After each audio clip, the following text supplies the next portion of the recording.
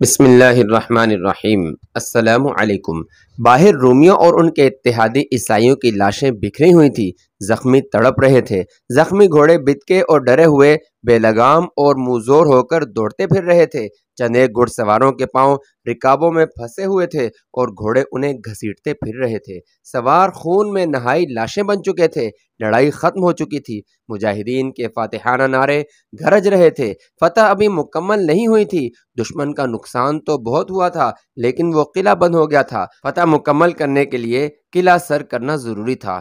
خالد رضی اللہ عنہ نے اپنے زخمیوں کو اٹھانے کا حکم دیا اور قاصد سے کہا کہ تمام سالاروں کو بلا لائے۔ خالد رضی اللہ عنہ نے ایک سوار کو دیکھا جو ان کی طرف آ رہا تھا۔ وہ دوسروں سے کچھ الگ تھلگ لگتا تھا، ایک اس لیے کہ اس کا قد لمبا تھا اور جسم دبلا پتلا تھا۔ عرب ایسے دبلے پتلے نہیں ہوتے تھے۔ یہ سوار کچھ آگے کو جھکا ہوا بھی تھا۔ اس کی داڑھی گھنی نہیں تھی اور لمبی بھی نہیں تھی۔ وہ اس لیے بھی الگ تھلگ تھا کہ خالد رضی اللہ عنہ نے اسے لڑتے دیکھا تھا اور اس کا انداز کچھ مختلف سا تھا۔ سب کی توجہ اس شخص کی طرف اس وجہ سے بھی ہوئی تھی کہ اس کے ہاتھ میں پیلے رنگ کا پرچم تھا۔ یہ وہ پرچم تھا جو خیبر کی لڑائی میں رسول اکرم صلی اللہ علیہ وسلم نے اپنے ساتھ رکھا تھا۔ خالد رضی اللہ عنہ اسے پہچان نہ سکے۔ دھوپ بہت تیز تھی۔ اس نے سر پر کپڑا ڈال رکھا تھا جس سے اس کا آدھا چہرہ ڈھکا ہوا تھا۔ خالد رضی اللہ عنہ کے قریب آ کر وہ شخص مسکرایا تو خالد رضی اللہ عنہ نے دیکھا کہ اس آدمی کے سامنے کے 2-3 دانت ٹوٹے ہوئے ہیں۔ ابو عبیدہ، خالد رضی اللہ عنہ نے مسرت سے کہا اور ان کی طرف دوڑے۔ وہ ابو عبیدہ تھے۔ مرج راحت سے خالد رضی اللہ عنہ نے انہیں پیغام بھیجا تھا کہ وہ انہیں بصرہ کے باہر ملے۔ ابو عبیدہ رضی اللہ عنہ حوارین کے مقام پر پڑاؤ ڈالے ہوئے تھے، جہاں سے انہوں نے شرجیل بن حسنہ کو 4000 مجاہدین دے کر بصرہ پر حملہ کرایا تھا۔ ان کے پاس خالد رضی اللہ عنہ کا قاصد بعد میں پہنچا تھا۔ ابو عبیدہ رضی اللہ عنہ پیغام پر اس وقت بصرہ پہنچے جب خالد رضی اللہ عنہ رومیوں کے ساتھ بڑے سخت معرکے میں الجھے ہوئے تھے۔ انہوں نے تلوار نکالی اور معرکے میں شامل ہو گئے۔ ابو عبیدہ رضی اللہ عنہ کی اس وقت عمر 55 سال کے لگ بھگ تھی۔ وہ رسول کریم صلی اللہ علیہ وسلم کے خاص ساتھیوں میں سے تھے۔ ان کے دادا اپنے وقتوں کے مشہور جراح تھے، اسی نسبت سے انہوں نے اپنا نام ابو عبیدہ بن جراح رکھ لیا تھا۔ ان کا نام عامر بن عبداللہ بن جراح تھا، لیکن انہوں نے ابو عبیدہ کے نام سے شہرت حاصل کی۔ دبلا پتلا اور کچھ جھکا ہونے کے باوجود ان کے چہرے پر جلال جیسی رونق رہتی تھی۔ وہ دانش مند تھے۔ میدان جنگ میں بھی ان کی اپنی شان تھی اور ذہانت اور عقل مندی میں بھی ان کا مقام اونچا تھا۔ ابو عبیدہ رضی اللہ عنہ کے سامنے کے دانت جنگ احد میں ٹوٹے تھے۔ اس معرکے میں رسول کریم صلی اللہ علیہ وسلم زخمی ہو گئے تھے۔ آپ صلی اللہ علیہ وسلم کے خود کی زنجیروں کی 2 کڑیاں آپ صلی اللہ علیہ وسلم کے رخسار میں ایسی گہری اتری ہوئی تھیں کہ ہاتھ سے نہیں نکلتی تھیں۔ ابو عبیدہ رضی اللہ عنہ نے یہ دونوں اپنے دانتوں سے نکالی تھیں اور اس کامیاب کوشش میں ان کے سامنے کے 2 یا 3 دانت ٹوٹ گئے تھے۔ ابن قتیبہ نے لکھا کہ رسول صلی اللہ علیہ وسلم ابو عبیدہ سے بہت محبت کرتے تھے اور حضور صلی اللہ علیہ وسلم نے ایک بار فرمایا تھا کہ ابو عبیدہ میری امت کا امین ہے۔ اس حوالے سے ابو عبیدہ رضی اللہ عنہ کو لوگ امین الامت کہنے لگے۔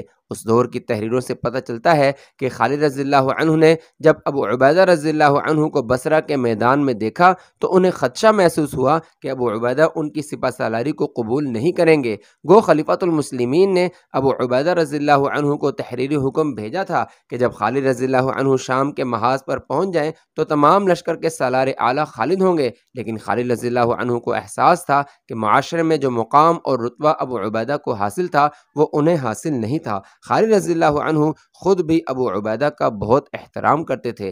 یہ احترام ہی تھا کہ بصرہ کے میدان جنگ میں خالد رضی اللہ عنہ نے انہیں اپنی طرف آتے دیکھا تو خالد رضی اللہ عنہ دوڑ کر ان تک پہنچے۔ ابو عبیدہ رضی اللہ عنہ گھوڑے سے اترنے لگے۔ نہیں ابن عبداللہ، خالد رضی اللہ عنہ نے ابو عبیدہ رضی اللہ عنہ سے کہا، گھوڑے سے مت اتر، میں اس قابل نہیں ہوں کہ امین الامت میرے لیے گھوڑے سے اترے۔ ابو عبیدہ رضی اللہ عنہ گھوڑے پر سوار رہے اور جھک کر دونوں ہاتھ خالد رضی اللہ عنہ کی طرف بڑھائے۔ خالد رضی اللہ عنہ نے احترام سے مصافحہ کیا۔ ابو سلیمان، ابو عبیدہ رضی اللہ عنہ نے خالد سے کہا، خلیفۃ المسلمین کا پیغام مجھے مل گیا تھا جس میں انہوں نے تمہیں ہم سب کا سالار اعلیٰ مقرر کیا ہے۔ میں اس پر بہت خوش ہوں۔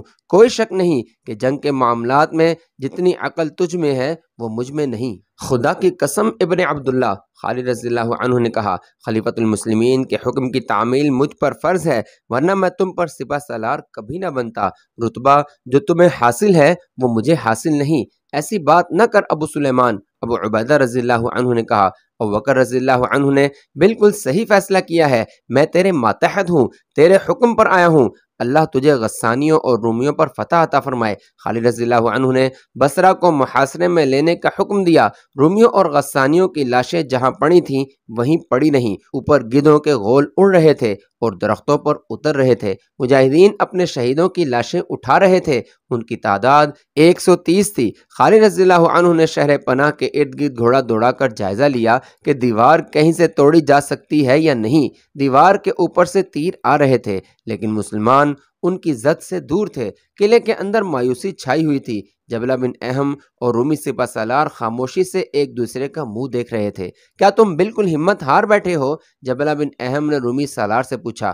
تم نے کہاں کہاں ہمت نہیں ہاری؟ رومی سالار نے شکست کا غصہ جبلہ پر نکالا اور کہا، مسلمانوں کے راستے میں سب سے پہلے تم اور عیسائی آئے تھے اور مسلمانوں کو نہ روک سکے۔ مرج راحت میں بھی تمہاری فوج ناکام رہی۔ کیا تو مجھے اور میری فوج کو مروانا چاہتا ہے؟ باہر نکل کے دیکھ، فوج کی نفری کتنی رہ گئی ہے ہمارے ساتھ۔ کچھ نفری میدان جنگ میں ماری گئی ہے اور مجھے بتایا گیا ہے کہ ہمارے بہت سے سپاہی اور کماندار اجنادین کی طرف بھاگ گئے ہیں۔ قلعے میں تھوڑی سی نفری آئی ہے، دیوار پر جا کر باہر دیکھ اور لاشوں سے حساب کر کہ ہمارے پاس کیا رہ گیا ہے۔ باہر سے مسلمانوں کی للکار سنائی دے رہی تھی، رومی سالار باہر آ کر صلح کی بات کرے۔ رومیوں، قلعہ ہمارے حوالے کر دو، ہم نے خود قلعہ سر کیا تو ہم سے رحم کی امید نہ رکھنا۔ اس کے ساتھ ہی خالد رضی اللہ عنہ کے حکم سے مجاہدین دروازہ توڑنے کے لیے آگے جاتے رہے، مگر اوپر کے تیروں نے انہیں کامیاب نہیں ہونے دیا۔ انہوں نے ایک جگہ سے دیوار توڑنے کی کوشش بھی کی لیکن کامیابی نہ ہوئی۔ شہر کے لوگوں پر خوف طاری تھا، وہ مسلمانوں کی للکار سن رہے تھے۔ وہ جانتے تھے کہ فاتح فوجیں شہر کے لوگوں کو کس طرح تباہ کیا کرتی ہیں۔ مسلمان کہہ رہے تھے کہ قلعہ خود دے دو گے تو شہری اور ان کے گھر محفوظ رہیں گے۔ جبلہ ابن اہم اور رومی سالار کمرے سے باہر نہیں آتے تھے۔ شہر کے لوگ ایک ایک لمحہ خوف و ہراس میں گزار رہے تھے۔ وہ تنگ آ کر جبلہ کے محل کے سامنے اکٹھے ہو گئے۔ مسلمانوں سے صلح کر لو، وہ کہہ رہے تھے، ہمیں بچاؤ، قلعہ انہیں دے دو، ہمارا قتل عام نہ کرواؤ۔ جبلہ اور رومی سالار نے 3-4 دنوں تک کوئی فیصلہ نہ کیا۔ خالد رضی اللہ عنہ نے محاصرے کے بہانے اپنے لشکر کو آرام کی مہلت دے دی۔ انہوں نے شہیدوں کا جنازہ پڑھ کر انہیں دفن کر دیا۔ آخر ایک روز قلعے پر سفید جھنڈا نظر آیا۔ قلعے کا دروازہ کھلا اور رومی سالار باہر آیا۔ اس نے صلح کی بھیک مانگی۔ خالد رضی اللہ عنہ نے ان پر یہ شرط عائد کی کہ وہ جزیہ ادا کریں۔ رومی سالار نے قلعہ خالد رضی اللہ عنہ کے حوالے کر دیا۔ یہ جولائی 634 عیسوی جمادی الاولیٰ کا وسط تھا۔ رومی اور غسانی قلعے سے نکلنے لگے۔ شرجیل بن حسن رضی اللہ عنہ نے دیکھا تھا کہ رومی سپاہی اجنادین کی طرف بھاگ رہے تھے۔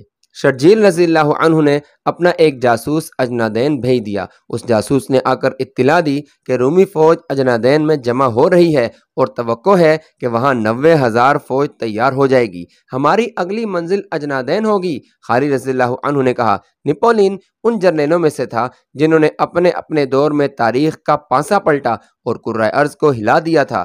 فرانس کے تاریخ ساز جرنیل نپولین نے خالد بن ولید رضی اللہ عنہ کے متعلق کہا تھا، اگر مسلمانوں کی فوج کا سپہ سالار کوئی اور ہوتا تو یہ فوج اجنادین کی طرف پیش قدمی ہی نہ کرتی۔ نپولین کا دور خالد رضی اللہ عنہ کے دور کے تقریباً 1200 سال بعد کا تھا۔ تاریخ کے اس نامور جرنیل نے ان کی کامیابیوں اور ناکامیوں کا اور ان کی فوجوں کی کیفیت اور کارکردگی کا گہرا مطالعہ کیا تھا۔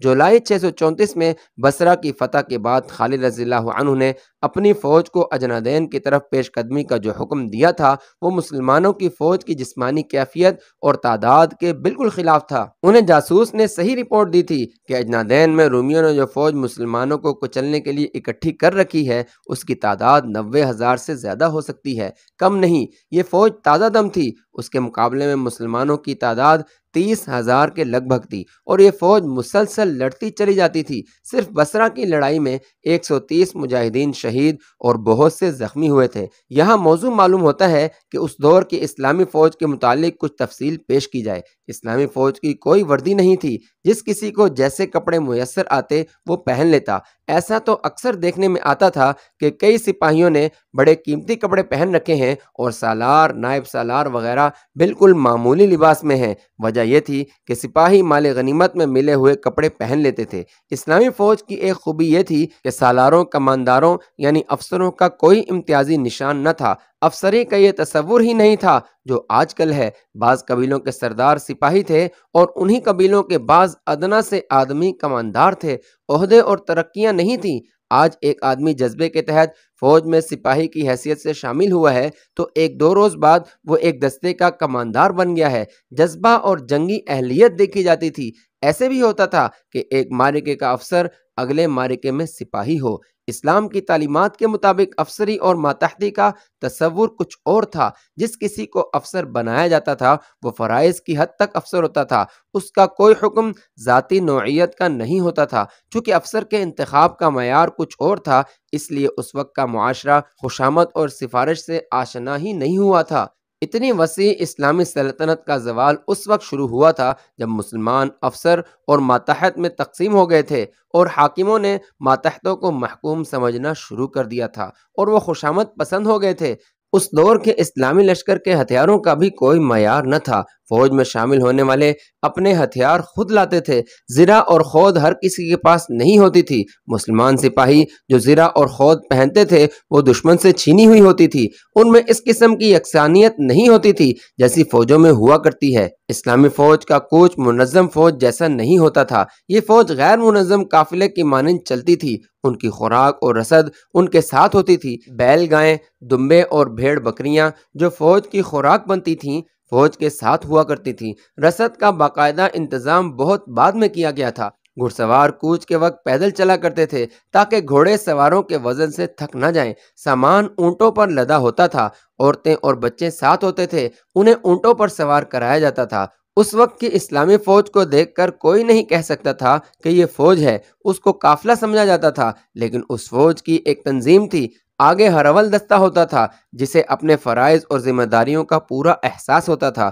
اس کے پیچھے فوج کا ایک بڑا حصہ، اس کے پیچھے عورتیں اور بچے اور اس کے پیچھے عقب کی حفاظت کے لیے ایک دستہ ہوتا تھا۔ اسی طرح پہلوؤں کی حفاظت کا بھی انتظام ہوتا تھا۔ یہ فوج عموماً دشوار راستہ اختیار کیا کرتی تھی۔ اس سے ایک فائدہ یہ ہوتا تھا کہ منزل تک کا راستہ چھوٹا ہو جاتا تھا۔ دوسرا فائدہ یہ کہ راستے میں دشمن کے حملے کا خطرہ نہیں رہتا تھا۔ اگر دشمن حملہ کر بھی دیتا تو اسلامی فوج فوراً علاقے کی دشواریوں یعنی نشے و فراز وغیرہ میں روپوش ہو جاتی تھی۔ دشمن ایسے علاقے میں لڑنے کی جرت نہیں کرتا تھا۔ جولائی 634 عیسوی کے آخری ہفتے میں خالد رضی اللہ عنہ کی فوج اسی طرح اجنادین کی طرف پیش قدمی کر رہی تھی۔ پہلے سنایا جا چکا ہے کہ مدینہ کی فوج کے 4 حصے مختلف مقامات پر تھے۔ خالد رضی اللہ عنہ نے ان کے سالاروں کو پیغام دیے تھے کہ سب اجنادین پہنچ جائیں۔ خالد رضی اللہ عنہ نے بصرہ پر قبضہ کر لیا تھا۔ رومیوں اور غسانیوں کے لیے یہ چوٹ معمولی نہیں تھی۔ بصرہ شام کا بڑا اہم شہر تھا، یہ مسلمانوں کا اڈا بن گیا تھا۔ سب سے بڑا نقصان رومیوں کو یہ ہوا تھا کہ لوگوں پر اور ان کی فوج پر مسلمانوں کی دھاک بیٹھ گئی تھی۔ مسلمانوں نے بصرہ تک شکستیں دی تھیں، کہیں بھی شکست نہیں کھائی تھی۔ کہیں ایک سالار کو پسپا ہونا پڑا تو فوراً دوسرے سالار نے شکست کو فتح میں بدل دیا۔ قیصر روم کی تو نیندیں حرام ہو گئی تھیں۔ خالد رضی اللہ عنہ نے جب بصرہ کو محاصرے میں لے رکھا تھا اور صورتحال بتا رہی تھی کہ بصرہ رومیوں کے ہاتھ سے جا رہا ہے تو شہنشاہ ہرقل رومی نے حمص کے حاکم وردان کو ایک پیغام بھیجا تھا، کیا تم شراب میں ڈوب گئے ہو یا تم ان عورتوں جیسی عورت بن گئے ہو جن کے ساتھ تمہاری راتیں گزرتی ہیں؟ ہرقل نے لکھا تھا، اور اس میں کوئی شک نہیں کہ تمہارا دن اونگتے گزرتا ہے۔ کیا ہے ان مسلمانوں کے پاس جو تمہارے پاس نہیں؟ اگر میں کہوں کہ قیصر روم کی ذلت کے ذمہ دار تم جیسے حاکم ہیں تو کیا جواب دو گے؟ تم شاید یہ بھی نہیں سوچ رہے کہ مسلمانوں کی اتنی تیز پیش قدمی اور فتح پہ فتح حاصل کرتے چلے آنے کو کس طرح روکا جا سکتا ہے؟ کیا تمہاری تلواروں کو زنگ نے کھا لیا ہے؟ کیا تمہارے گھوڑے مر گئے ہیں؟ لوگوں کو تم بتاتے کیوں نہیں کہ مسلمان تمہارے مال و اموال لوٹ لیں گے؟ تمہاری بیٹیوں کو، تمہاری بیویوں اور تمہاری بہنوں کو اپنے قبضے میں لے لیں گے۔ مجھے بتایا گیا ہے کہ مسلمانوں کی تعداد 30,000 سے ذرا کم یا زیادہ ہے۔ تم زیادہ سے زیادہ فوج اکٹھی کرو اور اجنادین کے علاقے میں پہنچ جاؤ۔ محاذ کو اتنا پھیلا دو کہ مسلمان اس کے مطابق پھیلیں تو ان کی حالت کچے دھاگے کی سی ہو جائے۔ انہیں اپنی تعداد میں جذب کر لو، انہیں اپنی تعداد میں گم کر دو۔ رومیوں کی بادشاہی میں ہنگامہ بپا ہو گیا تھا۔ رومیوں اور عیسائیوں کی عبادت گاہوں میں پادریوں اور پروہتوں نے مسلمانوں کے خلاف اشتعال انگیز واز شروع کر دیے تھے۔ وہ کہتے تھے کہ اسلام ان کے مذہبوں کو ہمیشہ کے لیے ختم کر دے گا اور انہیں مجبوراً اسلام قبول کرنا پڑے گا، اور یہ ایسا گناہ ہوگا جس کی سزا بڑی بھیانک ہوگی۔ رومیوں کی فوج ایک منظم لشکر تھا۔ ان کے پاس گھوڑوں کی تعداد زیادہ تھی اور ان کے پاس گاڑیاں بھی تھیں جو گھوڑے اور بیل کھینچتے تھے۔ رسد کا انتظام بہت اچھا تھا۔ عبادت گاہوں میں لوگوں نے واز سنے تو وہ فوج میں شامل ہونے لگے۔ اس طرح ان کی فوج کی تعداد بڑھ گئی۔ حمص کا حاکم وردان جب فوج کے ساتھ اجنادین کو روانہ ہوا، اس وقت فوج کی تعداد 90,000 تھی۔ مسلمانوں کے جاسوسوں نے اس لشکر کو اجنادین کے علاقے میں خیمہ زن ہوتے دیکھا تھا۔ اتنے بڑے اور ایسے منظم لشکر کے مقابلے کے لیے جانا ہی بہت بڑی جرت تھی۔ مقابلہ تو بعد کا مسئلہ تھا۔ 24 جولائی 634 عیسوی کے روز خالد رضی اللہ عنہ اپنی فوج کے ساتھ اجنادین پہنچ گئے۔ وہ بیت المقدس کے جنوب میں پہاڑیوں میں سے گزرے تھے۔ ان پہاڑیوں کی ایک طرف میدان تھا۔ خالد رضی اللہ عنہ نے وہاں قیام کا حکم دیا۔ تقریباً 1 میل دور رومی فوج خیمہ زن تھی۔ اس کا سالار اعلیٰ وردان اور سالار قبقلار تھا۔ رومی فوج تو جیسے انسانوں کا سمندر تھا۔ مسلمانوں کی فوج اس کے مقابلے میں چھوٹا سا دریا لگتی تھی۔ اسلامی فوج کے جو دستے دوسری جگہوں پر تھے وہ آ گئے اور مسلمانوں کی تعداد 32,000 ہو گئی۔